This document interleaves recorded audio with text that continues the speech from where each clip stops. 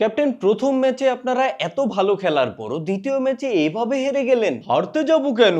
পাকিস্তানও 114 করেছে, আমরাও 114 করেছি, তো ম্যাচটা ড্র হয়েছে না? হ্যাঁ, পাকিস্তান 114 করেছে প্রথম ম্যাচে আর আপনারা 114 করেছেন দ্বিতীয় ম্যাচে। এটা ড্র কেন হবে? আপনার কি মাথা ঠিক আছে ক্যাপ্টেন? মাথাটা আসলেই কাজ করছে না। তেলের এত ক্রাইসিস, তামিম ভাইকে যে কি জবাব দিব।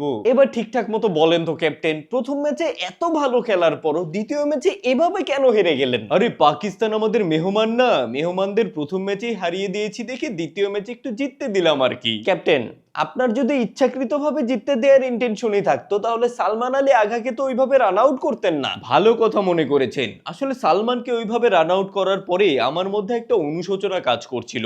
সেই অনুশোচনা থেকেই পাকিস্তানকে ম্যাচটা জিততে দিয়েছি। এইটাও বিশ্বাসযোগ্য না ক্যাপ্টেন, আপনার চোখে মুখে কোথাও অনুশোচনা দেখা যায় নাই। সত্যি করে বলেন তো দ্বিতীয় ম্যাচে হেরে যাবার কারণটা কি? আরে জিতবো কোত্থেকে? দ্বিতীয় ম্যাচে তো জাইমা রহমান আসে নাই, জাইমা রহমান আসে নাই, জাইমা রহমান আসে নাই। তার মানে আপনি বলতে চাচ্ছেন জাইমা রহমানই আপনাদের লাকি চার্ম? তা নয় তো কি, প্রথম ম্যাচে আমরা পাকিস্তানের বিপক্ষে যেইভাবে জিতেছি, আমরা কি অতটাও ভালো দল নাকি?